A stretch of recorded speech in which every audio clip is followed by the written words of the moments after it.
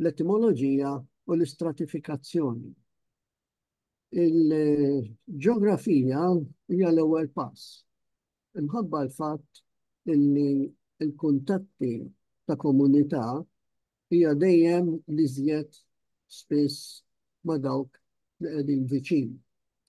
U kif kulħadd jaf Malta qiegħda fiċ-ċentru tal-Mediterran, qiegħda viċin ħafna ta' Sqallija, però viċin ukoll tat-Tunisija.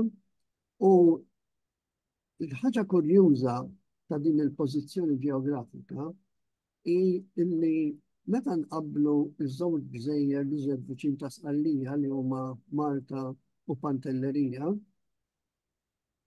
naraw illi għal dik li hija lingwa is-sitwazzjoni tinqaleb. Fis-sens illi Pantellerija li hija iżjed viċin lejn Tunes milli lejn Sqallija, meta mort Pantellerija jien fil-fatt mill-ħotel il-kosta ta' Tunes kienet tidher il-ħin kollu kontinwament. Mentri aħna minn Għawdex, mill-Mellieħa, fil-lavolja kien hemm minn Qallija kien mill-Birgu, kultant tidher Sqallija. Però għal dik li hija lingwa, il-dialett ta' Pantellerija huwa dialett Siċiljan, fil-waqt illi id-dialett ta' Malta, li huwa l-bażi ovvjament tal-batin Malti li meta ġie standardizzat, huwa jaqbel mal-kosta l-oħra.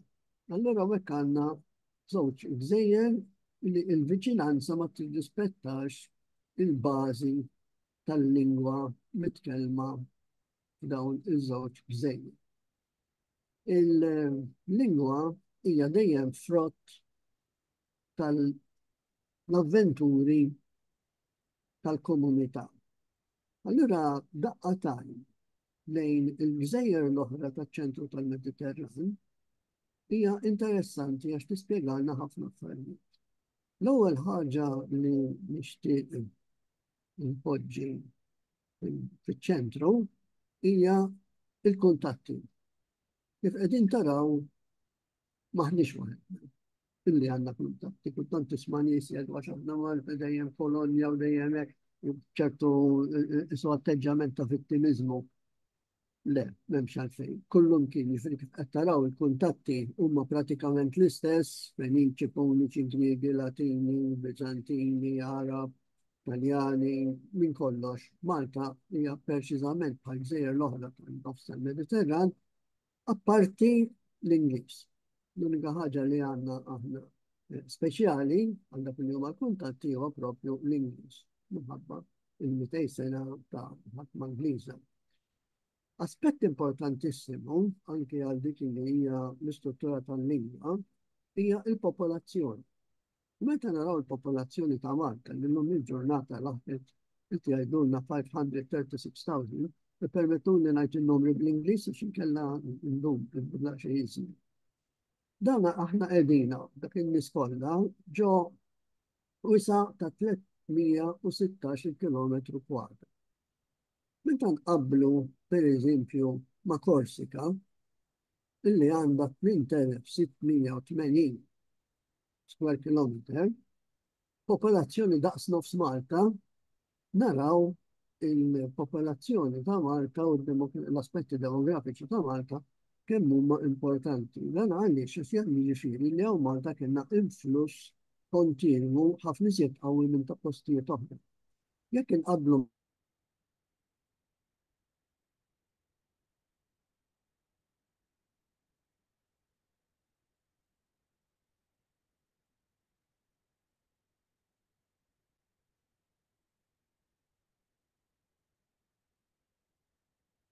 l-istorja ta' Malta turina ovvjament bħal kullum kien insisti illi għandna diglossija.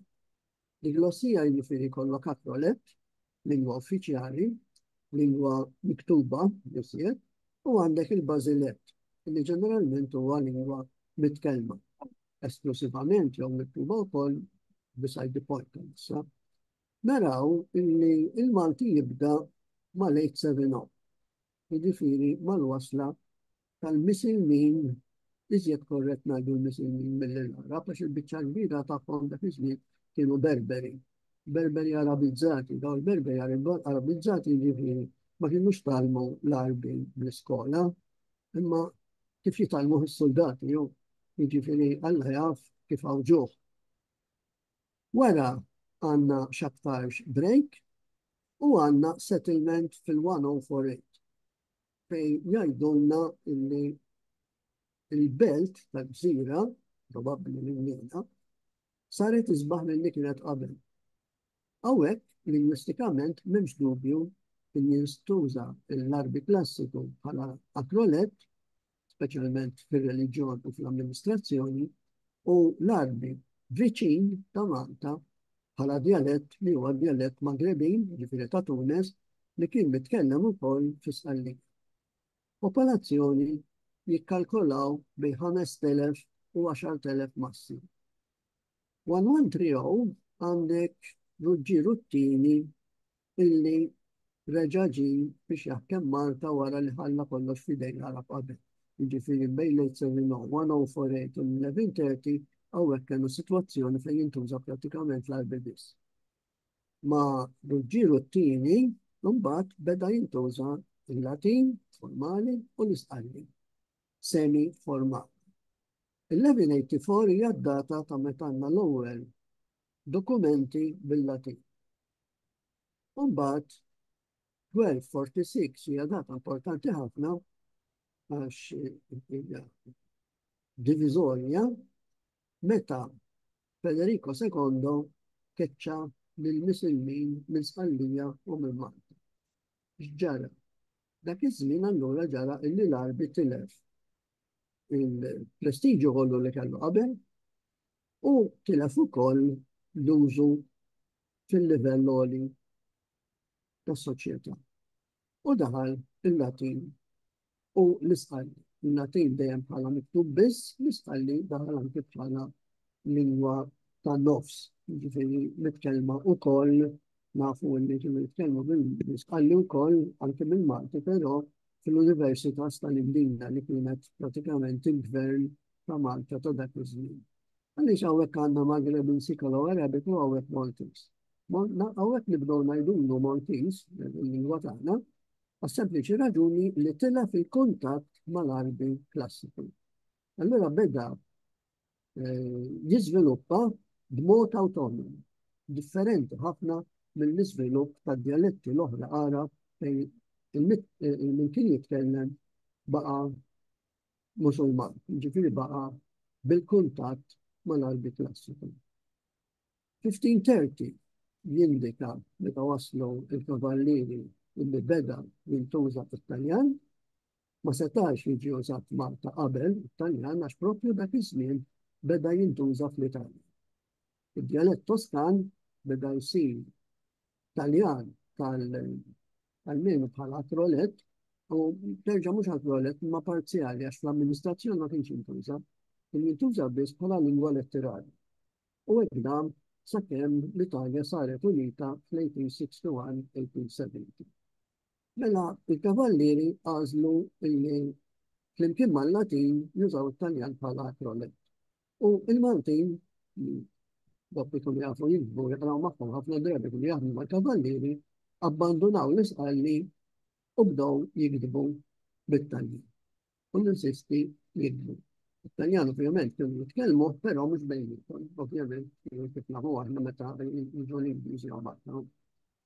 1798 intervall qasir Franċiż li ma kellu l-ebda effett fuq il-lingwa, biex kull ma damu għaw xarej, kważi sentej kienu magħluqin fil-Belt Valletta. 1800 beda l-Ingliż jistema' u Malta sal-1813 ma kienux għadhom iddeċidew iżommu biex jew le fil-fatt Alexander Ball kien gvernatur mhux tal-gvern Ingliż, mhux tal-re tal-Ingilterra, imma tal-re ta' Napoli. Però fl-1813 iddeċidew jibqgħu allura imbagħad għandek sitwazzjoni fejn il-lingwa għolja hija it-Taljan għal-Maltin u l-Ingliż għall-Ingliżi. Naturalment hawnhekk tibda anke ċerta kompenetrazzjoni bejnietom. In 1934 il-Malti jidħol u wara sentejn jaqa' it-Taljan Mbagħad għandna s-sitwazzjoni mill-57 sal-lum fej għawalta jintużaw attivament tliet lingwi, l-Ingliż u l-Malti attivament, l-Italjan passivament bħala lingwa tal dak il-20% illi għadhom jaraw televizjoni Taljan regolarment. Sadattant nosservaw il-popolazzjoni li telet 5,027 kważi 100 ir-dupjat fi l-Ingliżi u kif qed tafu llum ovvjament reġgħet ir-dupjat sal-ġurnata tal-lum. X'kien ġara mela Malta għaliex id-demografija hija importanti ħafna. Il-popolazzjoni tikber mal-kavallieri. Il-kavallieri meta waslu l-Birgu fil-1528 il-Birgu kellha popolazzjoni ta' 1000 ruħ. Jiġifieri 6% tal-popolazzjoni ta' Malta kienet tgħix fil-port il-kbir. Malli ġew kavallieri 1530 dawn ġabu magħhom 3000 ruħ. Xi 600 kienu kavallieri u mbagħad kellhom soldati, baħrin, artiġjani, bnew il-Birgu minn ġdid pratikament u ġvera. U mbagħad naturalment meta nbniet il-Belt Valletta hemmhekk għandek influss mhux biss minn barra minn Malta imma lejn iż-żona tal-port il-kbir bdew sejrin ħafna mill-ħaddiema illi kienu jaħdmu r-raba Malta kollha imma ma kinux kontenti dak li qed jaqalgħu u marru biex jibnu il-Belt Valletta. Tistgħu timmaġinaw illum il-ġurnata Malta mimlija cranes veru, però kull ma jaslu jibnu 4 solari, 5 solari, 10 solari kultant. Immaġinaw meta tmorru l-belt mill-port tħallsu l-fuq li jiswar xi trid biex tibni dawk is-swar mingħajr dal-cranes tal-lum. Jiġifieri hemmhekk kellek manodopra qawwija ħafna, kellhom bżonn ħafna nies, mhux biex jiġġieldu biss bħala soldati u baħrin, ma anke biex jibnu il-Belt Valletta mill-ġdid. Allura għandek is-sitwazzjoni tal-Port il-Kbir bdiet tiżdied. 1842 ftit l-Ingliż fi żmien l-Ingliżi id-doppjar naturalment ġabar iżjed nies tax-xogħol u għandek influss iżjed offshore lejn iż-żona tal-Port il-Kbir kif naraw sa 1956 pratikament għandna konurbazzjoni madwar il-Belt Valletta. U konna wasalna biex addirittura kważi nofs il-popolazzjoni ta' Malta kollha ġiet toqgħod hawnhekk. X'għandu x'jaqsam da mal-lingwa. Għandu x'jaqsam għax Vassalli propju f'dan iż-żminijiet 1796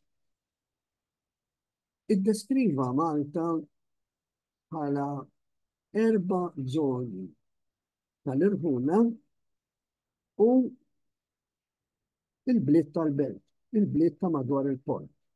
Naturalment, Vassalli mill-punt di vista tiegħu bħala żebbuġi u bħala bniedem semitista, id-dialett tal-belt kien jikkundanna imma kien qiegħed iħares qed wara.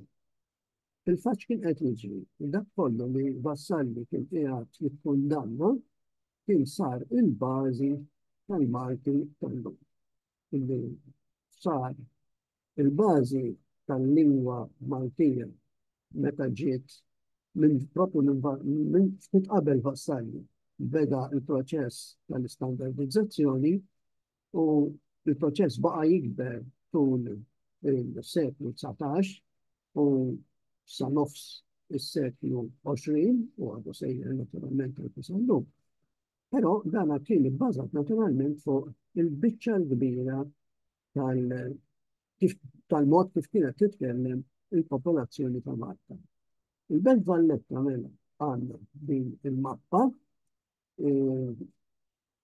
kellek ġa l-Birgu, l-Isla, l-Belt Valletta mbagħad biċċi tal-kien taslima, il-kavallieri kienu l-biċċa l-kbira kienu l-ewwel ħaġa maqsumin fit-tmien amministrattivament jgħidulhom lingwi skont il-lingwa tal-postijiet. Dawn meta twaqfu Franza ma kienx unifikata, kienet maqsuma almenu fi 3 partijiet għalhekk kellhom Franza, Auvergne u Provence bħala entitajiet separati amministrattivament. L-Ispanjoli kellhom 2, Aragon u Kastilja u Leon huwa Portugal fil-fatt, għandek tal-Italja, Mbagħad għandek il-Ġermanja u għandek l-Ingilterra. Il-biċċa kbira mela tal-kavallieri kienu Franċiżi. Però la volja kienu Franċiżi daw għażlu bħala lingwa ta' bejniethom Italjan.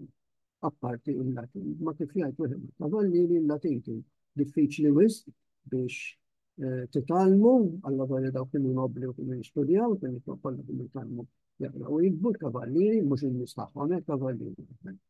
Però huma ppreferaw Italjan anke mħabba l-fatt li l-orjentament tagħhom, peress li kienu ordni reliġjuż, kien Ruma, fejn kien hemm il-Papa.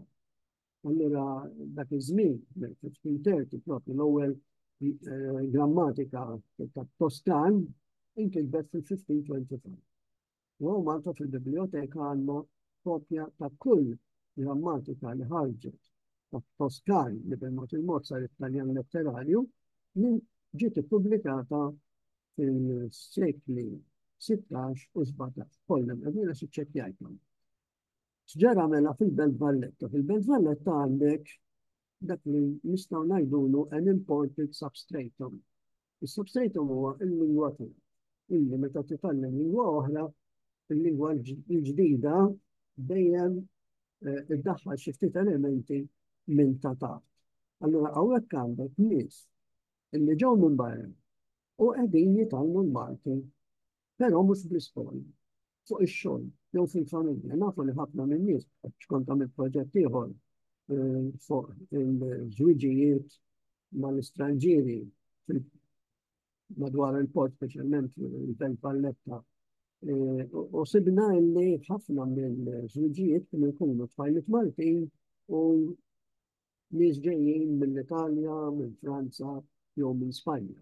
Dawna jekk se jiżżewweġ Maltija, kif tafu intom, meta tiżżewweġ mara u Malta inti ma tiżżewweġ mara biss ma tiżżewweġ il-familja tagħha pratikament.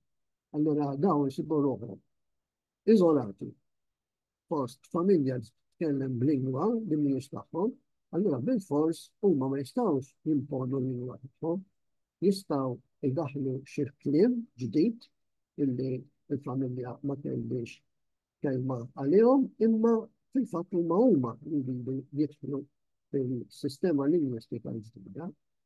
Mela, 1530 il-fortifikazzjoni 600 kavallier u 205,000 u 2500 nista' madwar. 1566 il-Belt Valletta. Il-xogħol li kien hemm bżonn attratta ħafna mill-irħula, ħafna mill-irħula, għandek immigrazzjoni, allura f'dan il-post ta' eluf ta' soldati, baħrin, artiġani, bennejja u fost l-istranġiri, xi wħud minnhom numru sabiħ minnhom għax hekk tibret il-popolazzjoni, baqgħu hawnhekk permanentement. Allura kellhom kuntatti fuq ix-xogħol u fil-familja. 1798 ġie Napoleon. Invażjoni, ribellioni, assedju, l-aħħar ġie Lord Nelson minn Napli, bagħtu r-re ta' Napli stess, għax ir-re ta' Napli Maltin talbu l-re ta' Napli biex jensom minn Napoleon. Re ta' Napli ma kellux il-flotta biżżejjed biex jiġġieled ma' Napoleon. Allura talab l-Ingliżi li kienu qegħdin jiċċejsjaw lil Napoleon fil-Mediterran biex marru l-Eġittu u ħallaw Malta lill-Alexander Borg bħala gvernatur tar-Reġjun. Trattat ta' Amiens, Malta, British Protectorate, fl-1814 l-Ingliżi ddeċidew li iżommu Malta u Malta saret kolonja l-Britanniż. Minn dan il-moment issa għandna mhux biss Italjan bħala lingwa għolja imma għandna anke l-Ingliż. Però l-Ingliż dam ħafna biex. 150 sena mill-inqas ftit għamel progress. Però sadattant mis-1750 minn żmien de Soldanis biex nitkellmu hekk u Ignazio Saverio nifsu il-qudiem Sadunkar minn Sadunkar saret l-istandardizzazzjoni tal-Malti. X'inhi l-istandardizzazzjoni? Dialett, kull lingwa tal-Ewropa tal-lum darba kienet dialett. It-Taljan kien id-dialett tat-Toskana. Illi, il-ħabba, il-letteratura, l-użu fil-amministrazzjoni, l-użu fil-knisja, li jiġi mallem fl-iskejjer u li jiġi kodifikat, jiġifieri nkitbu grammatika u dizzjonari tagħha. Dan il-proċess il-Malti għadda minnu bejn 1750 u 1934. Fejn fil-1934 saret il-konklużjoni ta' dan il-proċess permezz tal-rikonoxximent uffiċjali bħala lingwa flimkien mal-Ingliż u mat-Taljan. Wara l-gwerra, mbagħad għandna dik li nistgħu ngħidula l-angliċizzazzjoni volontarja ta' Malta u tal-lingwa Maltija. Illi l-Ingliżi kienu ppruvaw daħlu l-Ingliż mill-1813 iddikjaraw li hemm bżonn li neħħu t-Taljan u daħlu l-Ingliż bħala lingwa ta' Malta. U ma rnexxilhomx biex it-tradizzjoni kienet qawwija ħafna. Imma mbagħad wara l-gwerra bejn iċ-ċinema, bejn il-pop songs, il-rock, l-affarijiet kollha li nafu maħna llum il-ġurnata l-Ingliż jiddomina. Kullunti naħseb wara Malta fejn kellna vantaġġ, kellna rankatura ħafna qawwija mill-pajjiżi l-oħra tal-Ewropa. X'inhu r-riżultat ta' dawn il-kuntatti lingwistiċi? Jiena kont għamilt proġett fejn studjajna l-etimoloġija tal-kliem kollha li daħħal l-Aquilina fil-Maltese English Dictionary. U provajt noħroġ l-istratigrafija lingwistika minnu. Allora, skont l-etimoloġija dejjem li jagħti Aquilina, bl-ebda tentattiv li ngħidu hawn żbalja jew nirranja le xejn, propri għax inkella tibda tħawwat u ma tispiċċa. Ibbażati fuq Aquilina biss, mela mis-sostrati, ġifieri ta' qabel l-arbi, Puniku, Latin u Bizantin m'għandna xejn. Pratikament xejn. Kull nipprova jstudja xi ħaġa li se illi kien wasal Sajdon b'xi 10 kelmiet mill-Latin. Anki kardinal Prosper Grek li kien jaf il-Puniku u l-Feniċju ukoll qal li fil-Malti tal-lum ma' xejn li ġej mill-Puniku. Il-bidu tal-lingwa Maltija huwa meta waslu fil-104 dik il-kolonja ma nafux jekk hux nies qallija jew direttament minn Tunes, alla volja għandna ċerti ħin, però ma nistax m'għandix il-ħin li nidħol fiha din, però fil-tip tiegħi qiegħda spjegata. Il-livell prinċipali tal-lingwa ġifieri l-istrat prinċipali huwa l-Arbi Magrebin li kien mitkellem ukoll bis-qalbi. Superstrat bis-qalbi. Il-bark li titilef il-kuntatt mal-qalbi daħal bis-qalbi. U għaw ma tal-dokumenti kollha li għandna tal-Università li jibdew mit-13 xi ħaġa u jaslu sal-1550 dawk huma kollha bil-Latin u bl-isqalbi. Kultant bit-tmien. Jibda bil-Latin għax il-formula u jara bil-Latin mal il-korp ikun bl-isqalbi. Il-kavalleri daħlu bit-Taljan mela hawnhekk għandek sostrat l-isqalli ngħidu sostrat għaliex għax f'ċertu punt waqf il-kuntatt ma' msemmija. Allura dak li għamil, issa ma' nix iżjed kien ġej mill-isqalbi. Il-waqt li għatanna klim li ġej mit-Taljan, il-waqt għanna klim li ġej mill-Ingliż. Mela allura dawn mhumiex super strato, imma huma ad stratum. Ad strato jiġifieri id-diskors beda fil-1530 u għadu għaddej sal-lum, l-volja ritmu ħafna inqas kif tafu, u ad strato number 2 mill-1800 beda kuntatt mal-Ingliż għadu għaddej sal-lum kif tafu wkoll u l-istratigrafija mela TGD il-kwantifikazzjoni tagħha skont l-etimi li għati Aquilina hija 32.4% mill-Arbi, 52.5% mit-Taljan u l-Isqalli, 6.1% mill-Ingliż. Illi dawn huma ċifri illi ħafna nies jiskantaw meta nippreżentahom, speċjalment jekk ikunu Maltin. Issa naraw daqsxejn l-istratigrafija terġa', però meta nqabblu il-Maltese English Dictionary illi Aquilina taħ xejra komprensiva ġifieri daħħal kull ma seta' jsir. Daħħal terminoloġija tal-mediċina, tal-liġi, terminoloġija li kienu jużaw fil-dockjard, għax kun hemm xi ħadd kien stampa terminoloġija tipika, teknika tad-dockjard, termini letterari, anki xi wħud minnhom kienu ħolquhom il-letterati stess, il-poeti. Fil-waqt li mbagħad meta ħarġ il-Concise fit-2006 dan is-siftja dak kollu illi ma kienx ta' użu komuni u għamel dizzjonarju li jiżjed jirrifletti l-użu kontemporanju. U għet naraw bidliet sensibbli għal dik illi huma il-percentaġġi speċjalment. L-arbi jinżel minn 13,000 għal 5,000. Minn 32 għal 22.42%. Nisqalli pratikament kif kien imma 4.26 for 31. It-Taljan jinżel minn 19,000 għal 12,000. Ma niskantawx.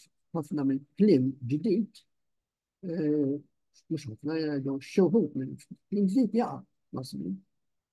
Jew jmur for juża l-oġġett, jew jintesa, jew jiġi superat, ma insomma hawnhekk għandna.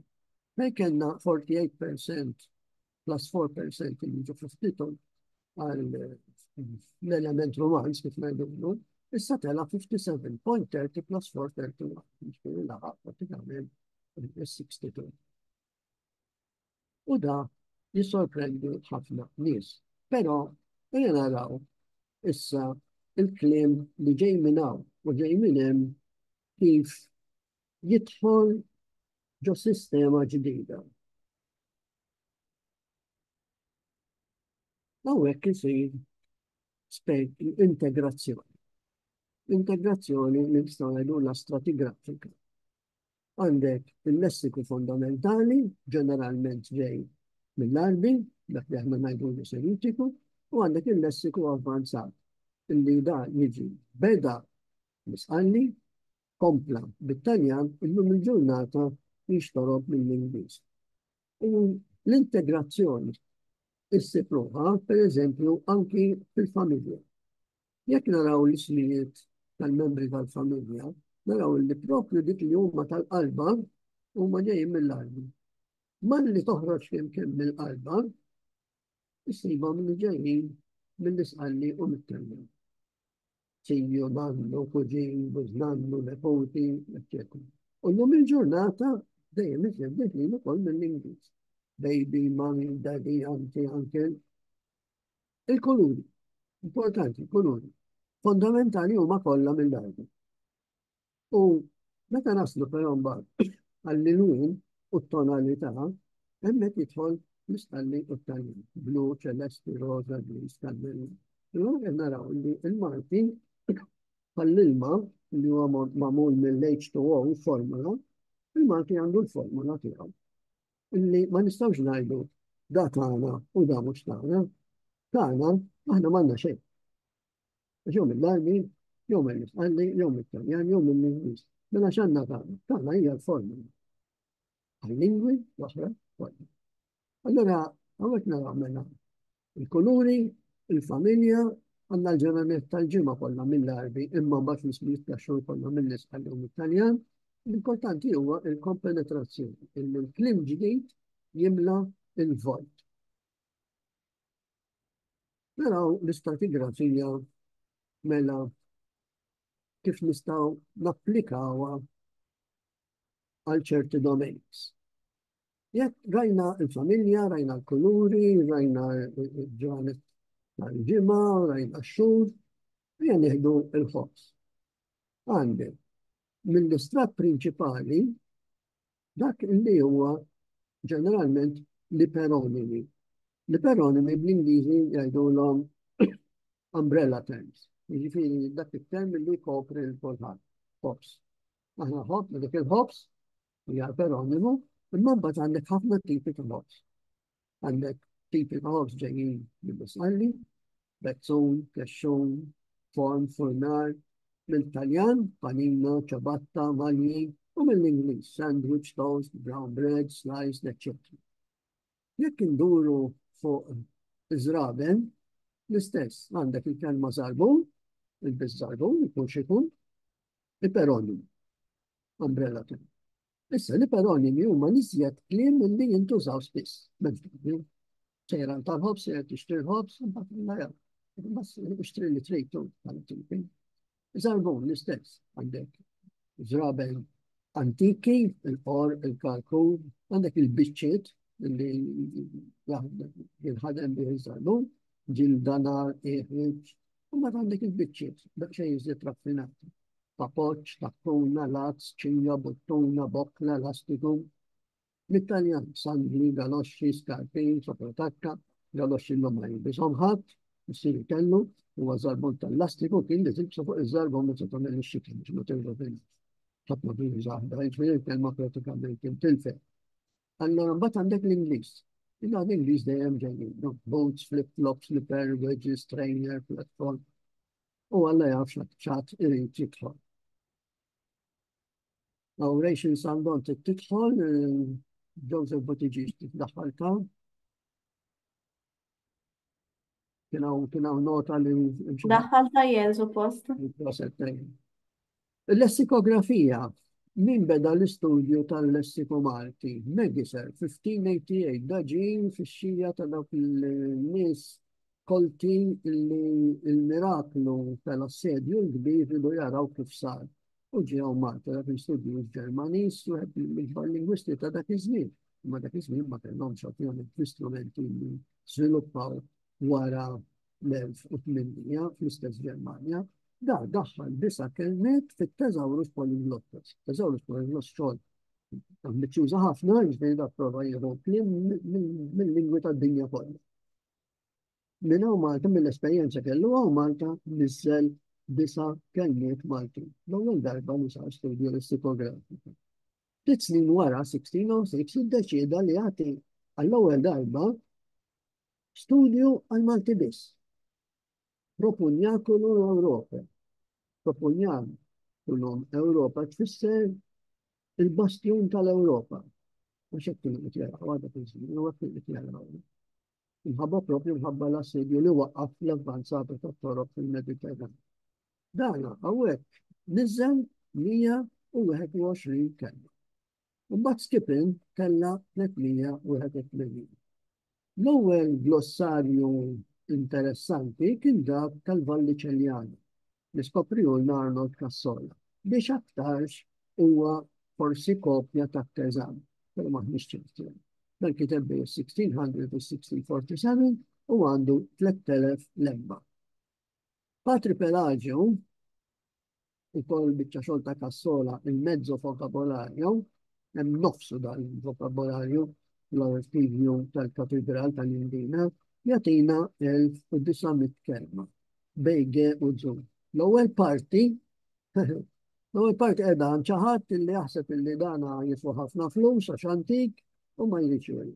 Jiena darba kont għamil tappell fil-Penżon Malta biex minnu il-mora ċaħat li jafda fih, jagħmlilna fotokopja tiegħu jew mikrofilmu, nżommu.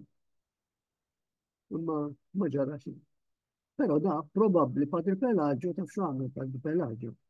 Skont karti oħra li sibt imħabba Don Ġwanna Zopparli li kienu rjomli. Da fejn Teżan kienu uża karattri Arab, da qalbu kollu għal karattri Latini. Allura kellu jbiddel l-ordni alfabetiku. Il-fatt għandna karti fejn juru ħafna sinjali bil-lajnu nizlin numri differenti minn hawn hemm eċċetera. De Soldanis, 12,000 kelma. Vassalli, 18,000 kelma. Caruana, 1903, dak Imporist, 18,000. Ta' Vassalli li żilhom 10,000 pratikament. Mbagħad għandek Seracino Glott madwar 30,000 u Aquilina li tella għal 41. Il-Concise inżilna sa 22,649. Illi juri il-lingwaġġ daqsxejn iżjed attwali. Meta tajtkom għata forsi bil-riferiment għal kwantità ta' klim mir-romans, minn semminti u mill-Ingliż, eccetera, issa jidħol l-aspett differenti tal-frekwenza. Il-frekwenza ġiet studjata l-ewwel minn studju Ġermaniż, Zipf, u skopra illi meta tagħmel lista tal-iżjed kliem użat fil-lingwa, l-ewwel 20 huma dejjem function words. Jiġifieri kelmiet grammatikali, artikli, prepożizzjonijiet, pronomi. L-ewwel 15 għandek kwart ta' kwalsiasi tekst miktub b'lingwa. L-ewwel 100 ikopru 60%. L-ewwel 1000 85%.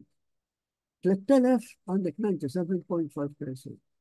Ġifieri għal-kumplament imbagħad għandek bżonn id-dizzjonarju. U dan studjus Franċiż li raffina din is-sistema kif tikkontrolla il-Messiku fil-1954 Pierre Biro. Id-dizzjonarji normali tal-lingwi Ewropej il-kbar, Collins, Zingarelli, Larus, fihom madwar 100,000 lemma. L-Oxford English Dictionary, il-kbir, għandu 616,500 entries. U da dejjem iżid, huwa xogħol dejjem għaddej. De Mauro, li kiteb il-Grande Dizzjonarju della-Lingua Italjana, tellaw għal 251,200.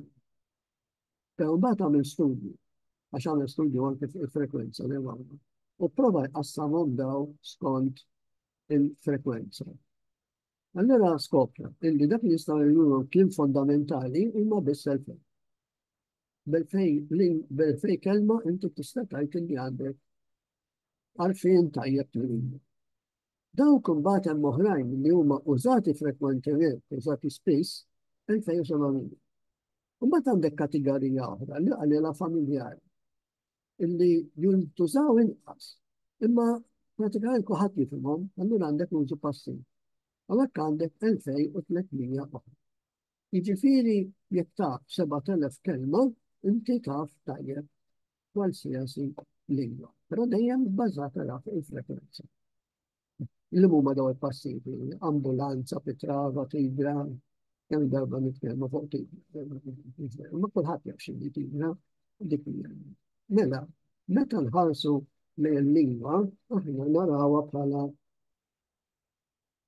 ċrieki konċentriċi. Għandek il-qalba, illi skont il-kalkoli ta' De Mauro, il-menu għattaljan, pero nistaw applikaw anki qualsiasi l-oħra, dawn huma madwar 1000. Komuni,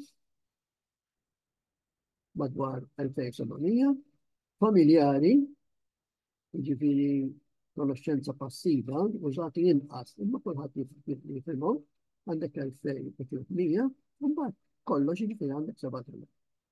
Għal-Malti, l-34,000 l-oħra, huma kliem tekniku, speċjalizzat, poetiku, li ovvjament jintuża ħafna inqas. Però bħala numru mbagħad għandek numru ħafna iżjed kbir, allura da huwa fil-fatt l-ikbar ċirku. Mela, li huma l-ewwel 100 kelma f'kull lingwa, għaliex f'kull lingwa daw saret il-lista saret minn Swedish English fil-1940s. Fuq l-Ingliż, ovvjament. Però huma femmuhom bħala kunċetti bażiċi. Allura mbagħad ħarġu daw, per eżempju, fil-lingwi kollha. Kien taqlibhom għat-Taljan. Jiena għażilt tat-Taljan minħabba l-Taljan. Il-Malti jixrob iżjed mit-Taljan mill-Ingliż tal-menu tradizzjonali. Meta tħares l-ewwel 100, issib li dawn huma kollha kliem li ngħidulhom semitiku, jiġifieri minn dan. Ħlief, stilla flimkien ma' kolba, grass flimkien ma' xaħar, muntanja, persuna, tont u xott flimkien ma' niexa. Ma mhux proprju sinonimi. Mela, mill-ewwel 100 kliem romanz għandna 6 biss. X'inhuma? Kif semmejt qabel? Termini grammatikali, termini bażiċi bħal per eżempju partijiet tal-ġisem, ras, il-sin, widna, tan-natura, ħunta, siġra, azzjonijiet komuni, ta' titikol, tajt, timxi, tiltet, termini meteoroloġiċi, xemx, qamar, xita, u xi ftit aġġettivi komuni ħafna minn tajt. Mela, l-ewwel 100. Imma malli naslu biex nidħlu għal sistema iżjed avvanzata, it-termini romanzi jitilaw 63, 63. Lima sens. Jekk kena 1000 jew 2000, għanna sapienza.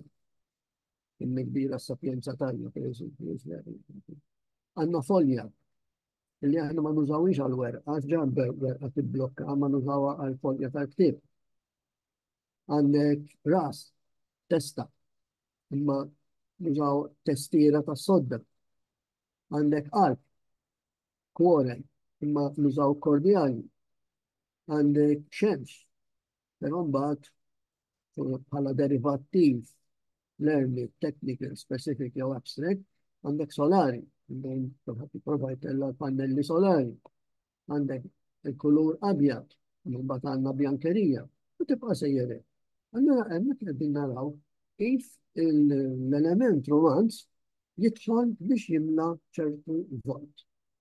U ġeneralment kif rajna f'dak l-iskema ta' ċriki konċentriċi, dan dejjem iżjed jgħat fuq il-parti ta' barra. Mela huwa lessiku avvanzat. Waqt li ieħor huwa lessiku iżjed fondamentali. Kulħadd jaf illi Manuel Mifsud kiteb tip fejn spjega kif il-verbi romanzi u Ingliżi jadattaw ruħhom għal-morfoloġija tal-arbi fil-Malti u nerġa' lura issa għall-arfin tal-lingwi f'Malta. U naraw biex tadotta kliem minn lingwa oħra ovvjament tkun taf dik il-lingwa. Naraw kif sar dan il-proċess. Fl-1842 it-Taljan kienu jafuh 12,839. Jiġifieri 11% tal-popolazzjoni. Din hija ċifra ta' dok kollha li huma kienu jafu jaqraw lingwi. L-oħrajn ma kienux imorru skola sempliċiment għax ma kienux iħossu l-bżonn tagħhom. Ambjent rurali, agrikolu, ma tantx kien jipprezza l-iskola. L-Ingliż kienu jafu ftit sal-1842 wara 40 sena ta' preżenza Ingliża kienu għadhom biss 4.5% ta' pratikament li jaħdmu mal-Ingliż. Ta' jgħaddu 50 sena, Italjan jibqa' fejn kien 11%, l-Ingliż irdoppja 8.2% per għadhom għal ħabs. 1931 Italjan baqa' pratikament fejn kien 13%, l-Ingliż irdoppja. Qabes waħda sowl Italjan x'kien ġara. L-Ingliżi indunaw li ma jistgħux jikkompetu mat-Taljan fuq il-pjan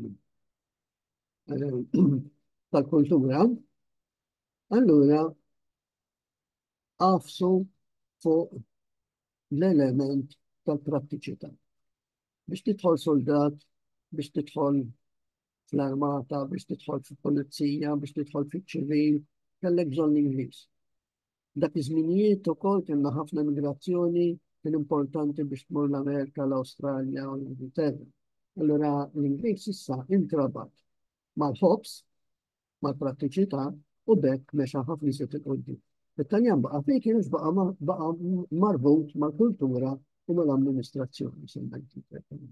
Bad naturalment ġiet il-mazzata tal-gwerra mal-ewwel bombi li niżlu u Malta, il-Taljan sar il-lingwa tal-għadam. Allura tella fil-prestiġi.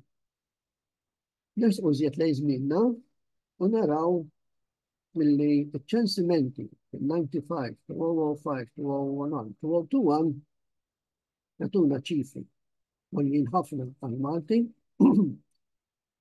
jolow bil-mod il-mod għall-Ingliż, tan-95 għandek 75 biss percent jafu l-Ingliż, għaliex? Għax kien hemm dawk in-nies li ma laħqux l-iskola obbligatorja li saret fil-1946. Allura dawk l-Ingliż qatt ma kellhom. It-Taljan tela mhux ħażin fit-2005 li żjed imħabba il-televizjoni, xbaħat kun jara, mbagħad beda jmajna meta daħlu il-kanali lokali politiċi biddew jattiraw iżjed addirittura jew jagħmlu rivalità tal-TVM u il-ċifri ta' 202 qegħdin taraw hawnhekk mhumiex fil-fatt komparabbli ma' dawk ta' 211. Għaliex? Għax hawnhekk adottaw kriterji differenti. Ta' 211 kienet bbażata fuq jekk il-lingwa tafix ħafna, mhux ħażin, ftit jew xejn. Daw domandi ma saqsawhomx fit-202. Interessom xi ħaġa differenti. Nasal għalija ftit.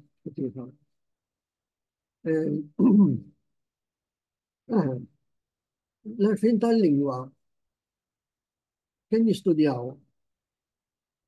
Sorpriża żgur għalikom illi taraw fil-1930 il-matrikola kienu jagħtuha biss 120. U tawa kemm fl-Ingliż u kemm fit-Taljan. 39 wara 9 snin daħal il-Malti b'design. ċifri oħrajn baqgħu l-istess. Min 1950 daħal il-GCE u ċifri baqgħu pratikament l-istess sas-60s. Fis-60s u mbagħad kiber mhux ħażin, mhux waqfu iżjed skejjer sekondari. Fis-70 saret qabża enormi minn 600 għal 3000 pereżempju fl-Ingliż. Għaliex? Għax saret l-iskola sekondarja obbligatorja għal kulħadd. Allora hemmhekk iċ-ċifri ovvjament u beda mbagħad il-matrikola l-80s u kif qed taraw hawnhekk sas-63 kienu ftit li għamlu l-advanced level biċċa kbira kienu jagħmlu l-Taljan, uħud jagħmlu l-Ingliż, imma mbagħad iċ-ċifri bdew jiżdiedu bil-mod il-mod.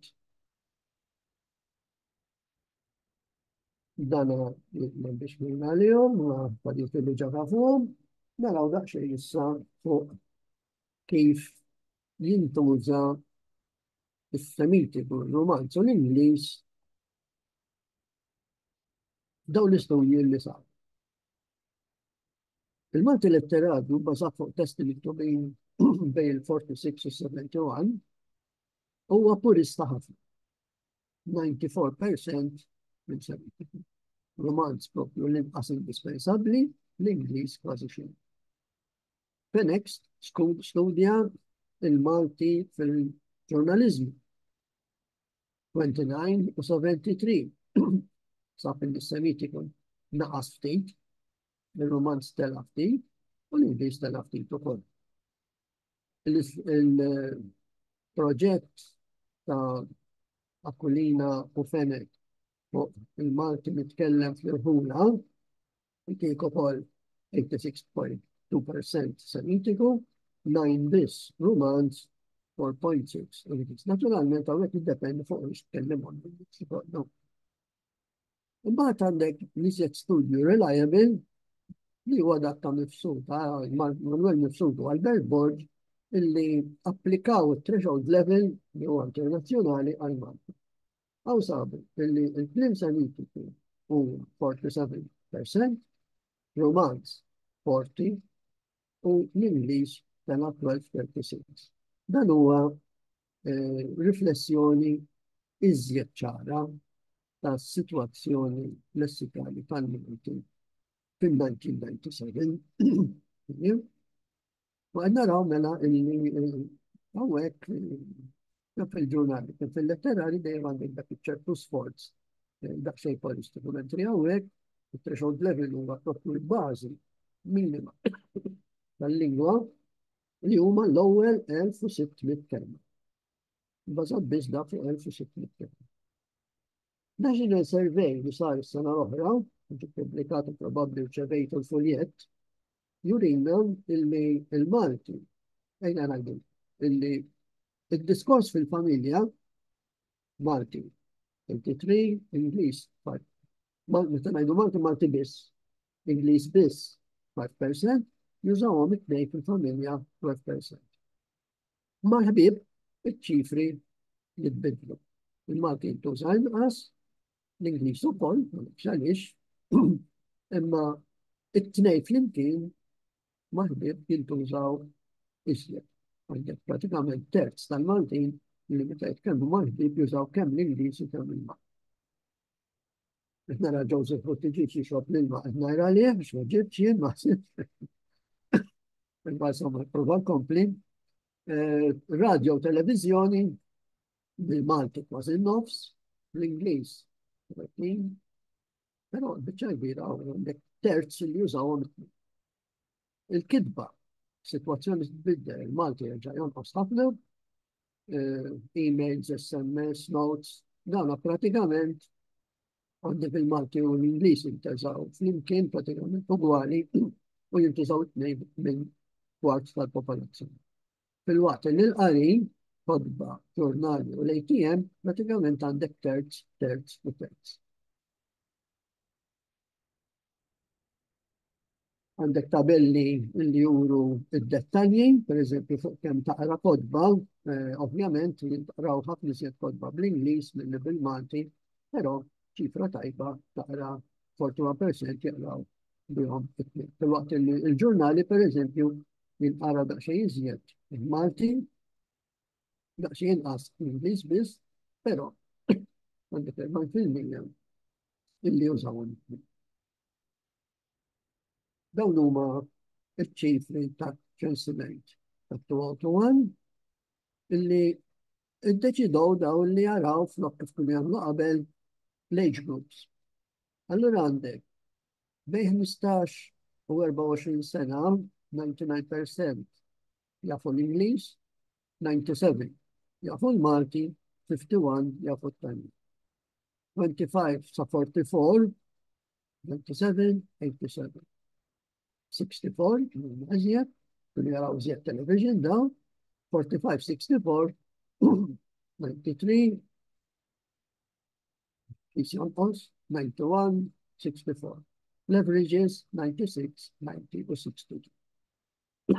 Jifri fil-fat nistaw najdu illi għahna nazzjon trilingwi għax jintużaw konsistentement it-tlieta. It-tfal. It-tfal da xej problema u. Minn għandek kważi 24% li il-main language tagħhom hija l-Ingliż. Bej il-Ingliż, taħt l-10 snin. Bej l-10 u 19 għandek 15% li għadhom l-Ingliż hija l-lingwa. U din huma ċifri ovvjament pjuttost ġodda. Infakkarkom dik il-poeżija umoristika ta' Traversara, il-dilemma tal-familjalla minn Malti illum, però jena ta' fuqa naħseb il-code switching li studijat l-Indija xriħa, fil-żmien qed jafu sal-livell bdejna tak. Nurikom biss li fl-użu tal-Malti jonqos progressivament mid-dar għal l-użu ta' tfal fid-dar u fl-iskola. Speċjalment l-istudenti bejnieti. Dawn huma tistgħu tarawhom fil-kodba li ħarġet Lilja Xriħa fil-93 u 97. Ma nafx kif inhi s-sitwazzjoni llum għandix li sar updating ta' dan il-proġett, imma nimmaġina li llum il-ġurnata is-sitwazzjoni bidlet mhux ħażin. Mela x'inhu l-code switching? Ħaġa tajba jew ħaġa ħażina? Ħafna studjużi da żmien qed jgħidu l-code switching huwa tajjeb għax huwa stadju waqt li int qed titgħallem lingwa ġdida. Imma aħna ma nistax ngħidu bħala li qed nifhmu Franċiż, jew Russu jew Ċiniż. Aħna rridna fuq skala nazzjonali. Mela, l-Ingliż għandek fuq is-600,000 kelma. Daw kull waħda minnhom hija possibbli fil-code switching. Il-Malti rajna fil-massimu ta' 41,000. Fil-Taljan għandek 250,000. Jiġri jekk inkomplu nużaw iżjed code switching milli il-Malti għalmenu fuq il-livell nitkellem.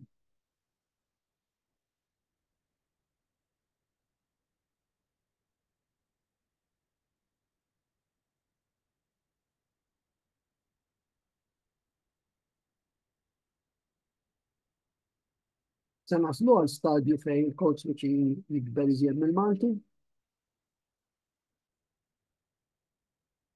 Il-tendenza hija mixja lejn dik id-direzzjoni.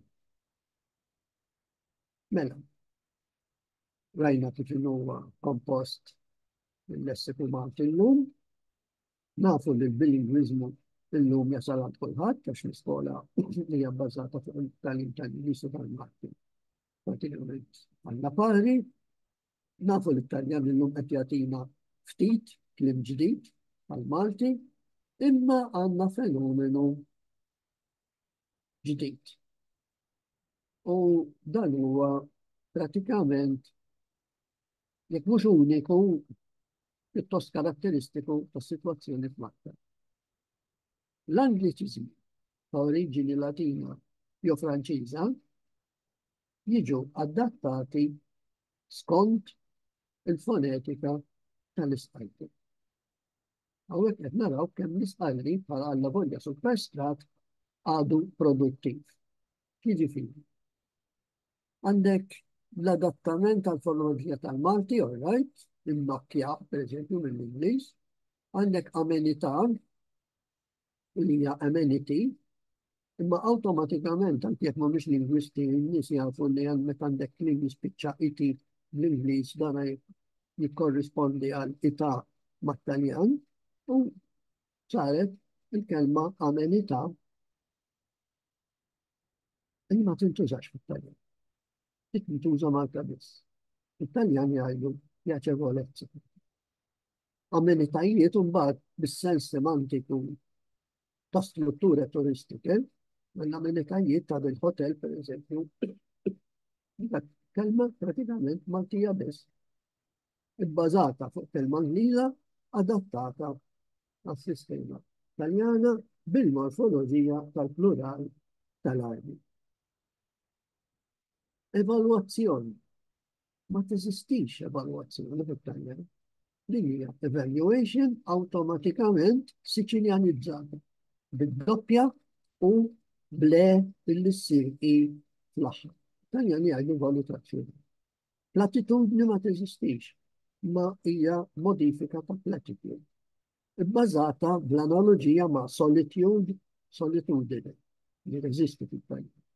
Allora qed naraw kif qegħdin noħolqu Taljanizmi folot, però ovvjament li għalina huma kliem Malti.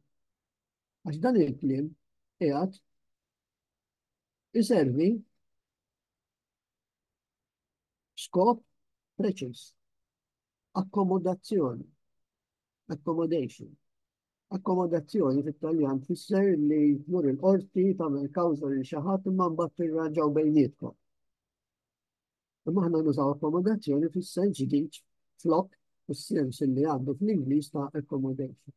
Dan il-fenomenu jiena ġbart ċessa ma' 300 eżempju.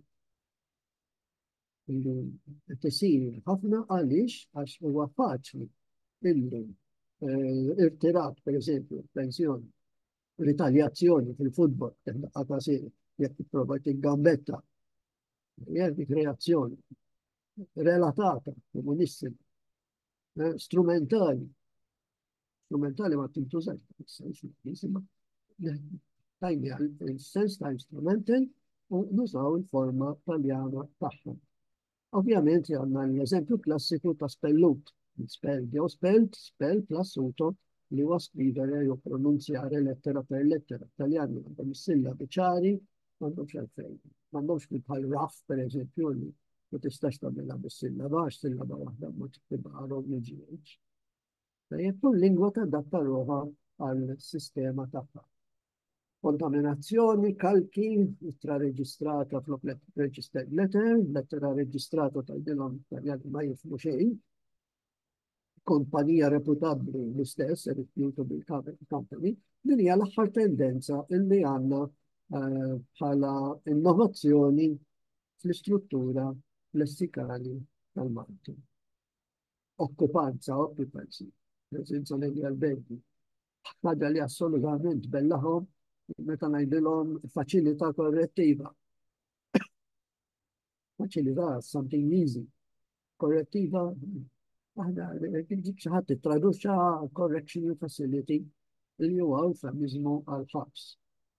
Mela għandna ħafna Italjanizmi apparenti, ma huma fil-fatt huma pseudo-Italjanizmi għax pratikament huma formazzjoni ibrida bejn il-Taljan u l-Ingliż. But ovvjament għandna anke l-influenza fonetika, nsemmu l-alternattiva. L-alternattiva. Alternative li l-ħat bħala restorant, flok ristorant. Rekogniċċa smajta u koll.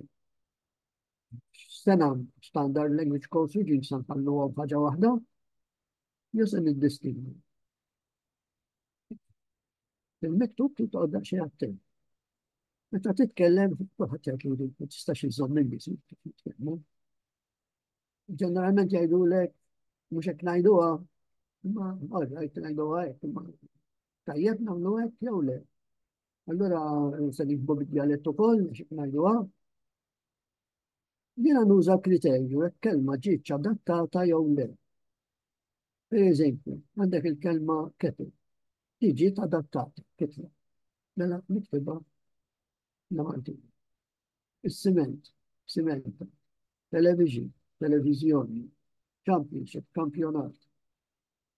Imma mbagħad minn dawn li jikbu palija television, għajjek saj fil-Malti l-istruttura tal-lingwa tajlek il dik ixi, mhux iġi, mixi, nixef, biexi, budget. Skont il-sistema tal-Malti, konsonanti, A konsonanti, B konsonanti, dik hija budget, mhux budget. Bħal tapit, ħadid, tabib. Telefon, għandix telefon, għandix poster bid-W. Naqrawa l-amartija kif qiegħda poster. Jo, telefon. Wara kollox aħna ngħidu telefonata, mhux telefon. Tajjeb, meta għandek il-klim ta' iġin, television per eżempju, il-sistema ġa għandha vision, viżjoni, confusion, confużjoni, illusion, illużjoni. Mela, jekk namlu daw l-affarijiet, dina nibża li nkunu qegħdin nagħmlu violenza lis-sistema. Allura hawnhekk ma' min joqgħod daqsxejn iżjed attent. Wara kollox, meta aħna bilingwi, għax l-iskola li talma l-Musul Malti flimkien, dak li jkun jaf li qed juża kelma Ingliża. Għaliex bil-fors li naħbuha l-Maltija li tibdu. Din hija dibattitu qawwi konna nħabb parti għal diskussjonijiet tal-Kunsill tal-Lingwa u nammetti li mhuwiex faċli illi tipprova issib soluzzjoni. Nagħlaq b'din, allura t-Taljani iva u l-Ingliż le, hemm daqsxejn problema. L-ewwel ħaġa it-Taljan huwa dejjem easily adaptable, anzi ġie improved bid-diakritiċi. Biex aħna niddistingu bejn ċena u kartra, bejn Marija u Bajju. L-Ingliż tik daqsxejn problema bil-homographs. Right, right, right, right. Bil-bom right, bil-verb Malti. Tara? Għandu taw problemi, mhux ċajt. Mela x'ġara fil-linguistic landscape ta' Malti. Nisqalli u t-Taljan il-kuntatt sar fuq firxa ta' sena.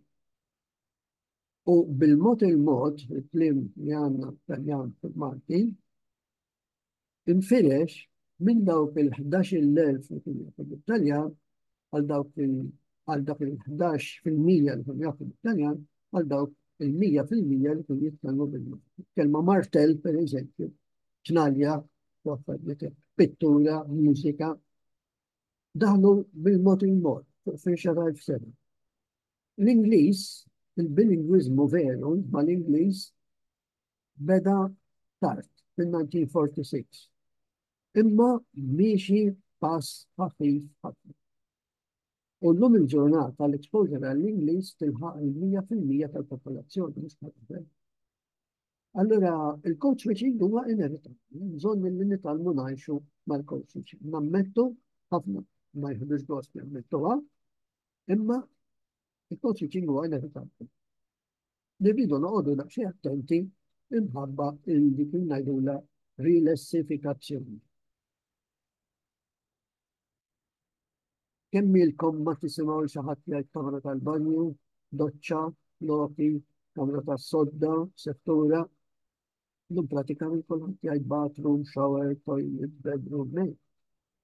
Fil-familja, mommy, daddy, baby, bottle, dummy, cot, kemm ilkom ma tisimgħu xi ħadd jgħid it-talija kellha tarbija, kważi kien ħadd jgħid kellha baby, puttih il-bottle, il-magazaza, اللي ما نسمعها سنين بنينا في الكوت فليكر مشرومز كاروتي barracuda kozzi dawna pratikament il-ħwienet għal-menu fost is-sajjida le li insomma kozzi għadhom jgħidu imma fil-ħwienet min jixtri iżjed kapaċi għal barracuda u bisins jew mushroom u karotti minn flok il-klim tradizzjonali Malti. Nirringrazzjakom tal-attenzjoni, xtaqt biss ħajjarkom tagħmlu xi ftit riflessjonijiet, xejn iżjed. Nfakkarkom li Ċiċeruni Dante bnew wieħed il-Latin u ieħor il-Volgare di Toscana fuq il-prinċipju ta' diskrezzjon, l-għażla. ċertu punt trid tagħmel għażla, u trid toqgħod attent x'tażel.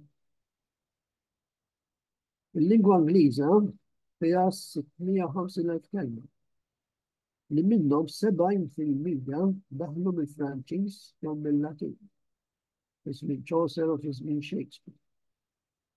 U minn ħafna lingwi oħra bla skrupli. Anki kelma Maltija, spiċċa, minn spiċċa. Għax il-Maltin meta il-bombardiera kienu jolqtu aeroplan tal-għadu kienu jgħidu spiċċa. L-Ingliżi dik kienuha bħala spiċċa. Jibdu S-P-I-T-C-H-E-R-D. Di qiegħda fil-concise fil-Oxford Dictionary. Dawn ir-riflessjonijiet ovvjament irridu nagħmlu, ma niskandalizzawx ruħna li l-Malti jikber li nara daqsxejn problematiku li da żmien qed jikber u jitbiddel malajr. Naħseb li l-uniku fattur preokkupanti huwa propju l-ispejli. Juża kelma Ingliża. Ringrazzjakom. Grazie ħafna Prof. Brinkat, taħdita interessissima. M'għandniex ħafna ħin għaliex is-sitta skwart, però jekk hawn xi ħadd forsi xtieq jagħmel xi kumment, nippruvaw nżommu fil-qosor kemm nistgħu.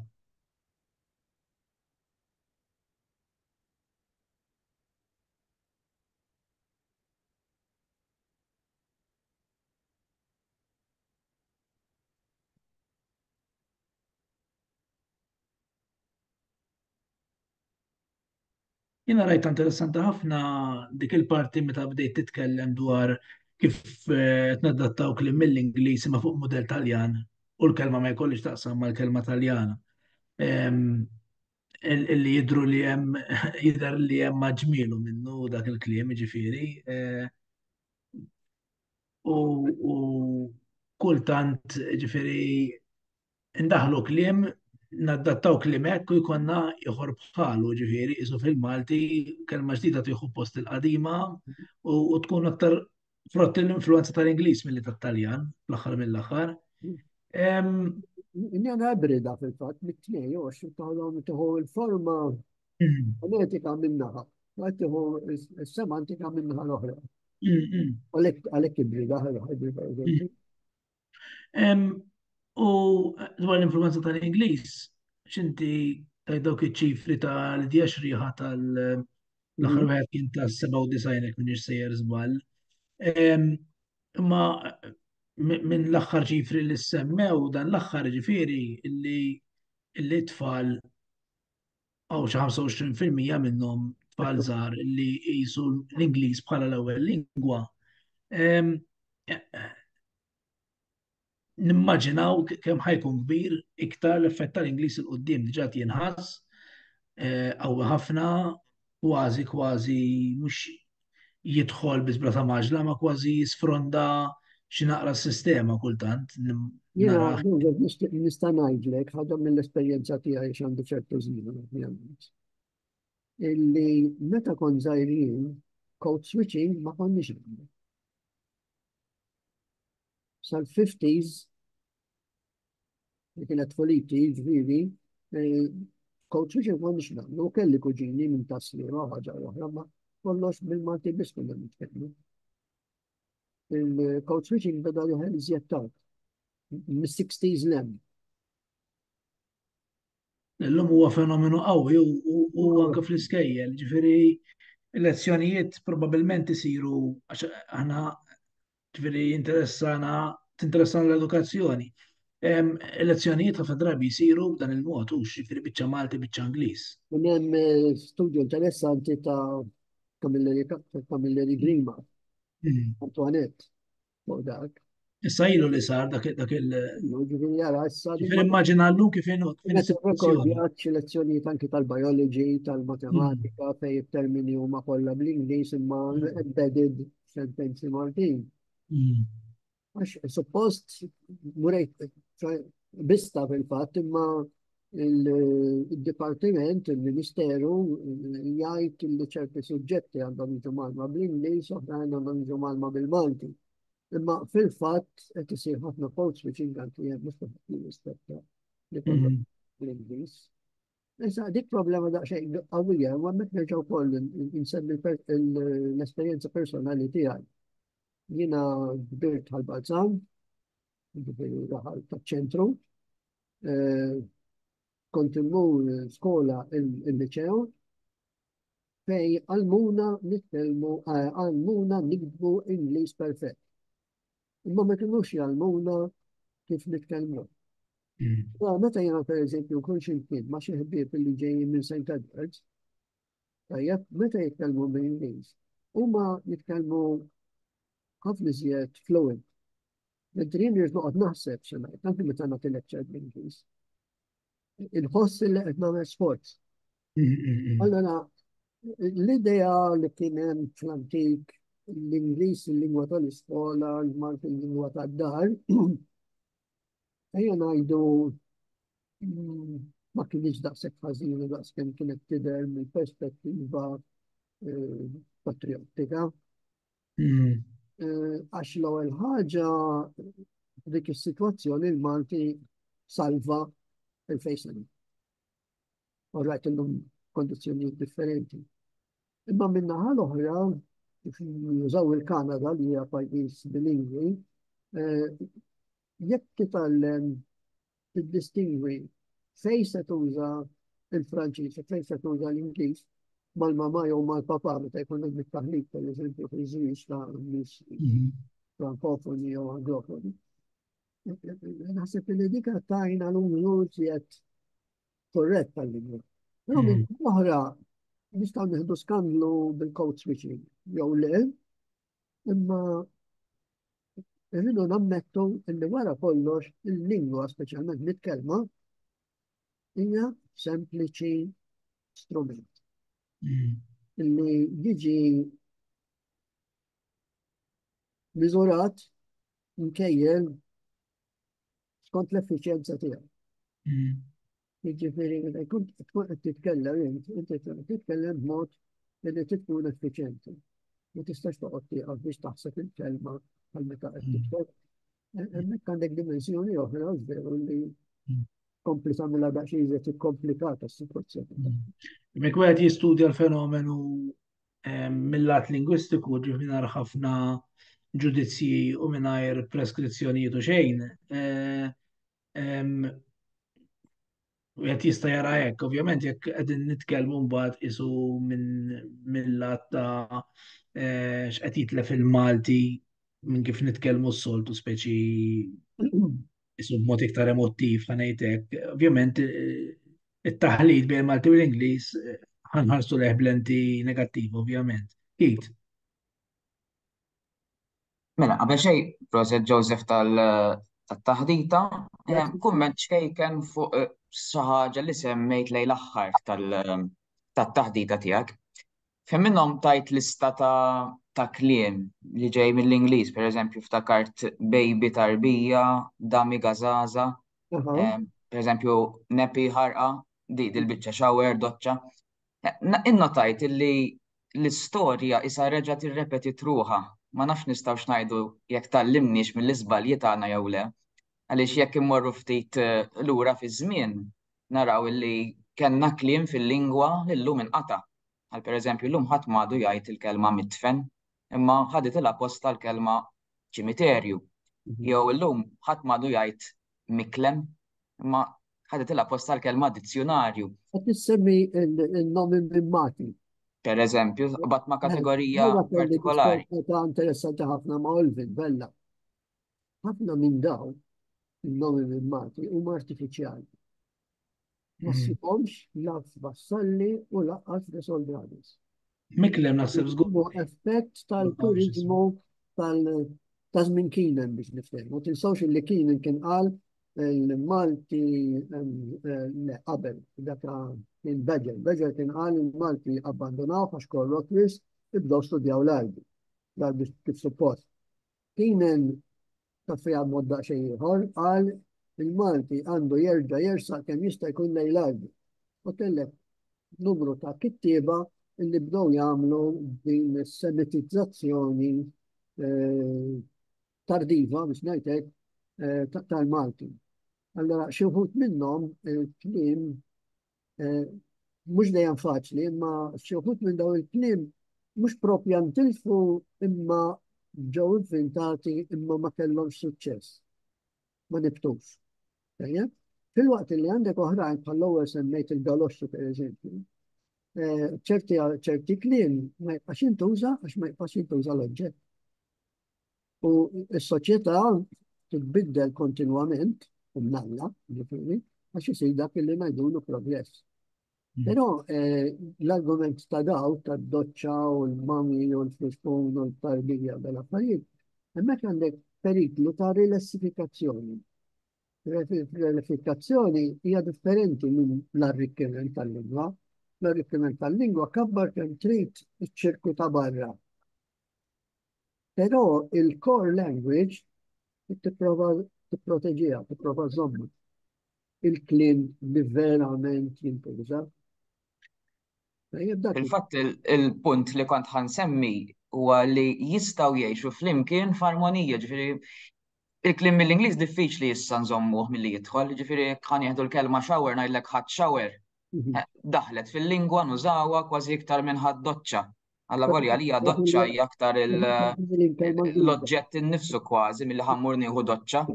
Imma x'qed nipprova ngħid illi daw iż-żewġ kelmiet jistgħu jidħlu fil-lingwa, jistgħu jgħixu flimkien fil-lingwa rid ngħid mingħajr ma waħda taqla lill-oħra. U mhux ngħidu għax di ġejja mill-Ingliż mela ma ndaħluhiex, issa daħlet diffiċli nżommuha, imma ma jfissirx imbagħad illi għandna neliminaw kompletament il-kelma pereżempju doċċa u xekk. Dawna ġeneralment, anzi kif semmejt f'każi oħrajn, ġeneralment jimlew ċertu vojt. Għax imbagħad il-kliem jibdew ishom sinonimi. Ma tibda tinduna li di iżjed tintuża f'ċertu kuntest mill-oħra. Pereżempju hemm jieħdu bżonn u ħtieġa. Hemmhekk tidħol imbagħad il-pragmatika. Jekk inti qed f'fanut, pereżempju, x'se tgħid għandi ħtieġa jew għandi bżonn dal-oġġett. Min qed ibih jgħidlek li tagħmel se tidħol. X'teħtieġ jew x'għandek bżonn. Imma tara fejn tidħol mhux biss il-meaning, imma kultant anke fejn tintuża f'liema kuntest. Dak il-każ tkun qed issib l-ekwilibrju tagħha. Hemm ċerta speċjalizzazzjoni kultant anke biċċa kbira mit-termini ġodda huma pereżempju l-lingwaġġ fejn fih tidħol fil-bank min jaħdem il-bank, min jaħdem fl-avjazzjoni. L-Ingliż il-lessiku jitla sa 70-80%. Imma mbagħad għandek il-kuntest. U għandek l-ispeċjalizzazzjoni tajt intu għandek però mbagħad il-kelma l-użu ġenerali. Il-lingwa tiddependi ħafna minn daw l-ekwilibri. Għalek mux faċli taqtaħħa kollox lawju kollox lejn kif kienu jagħmlu fl-detana u dimustana u l-affarijiet. Fuq kif jimxi Michael Spanjol, Michael Spanjol jimxi fuq il-pragmatika.